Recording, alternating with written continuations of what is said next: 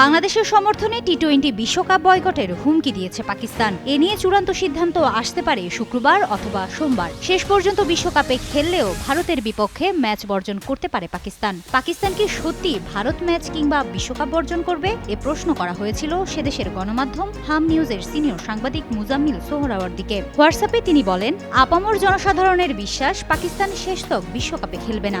এমন সম্ভাবনা উড়িয়ে দেওয়া যায় না। তার মতে, পাক ভারত ম্যাচ থেকে সম্প্রচারকারীরা সিংহভাগ অর্থ আয় করে থাকে। সেক্ষেত্রে তাদের ক্ষতি হবে $1 বিলিয়ন।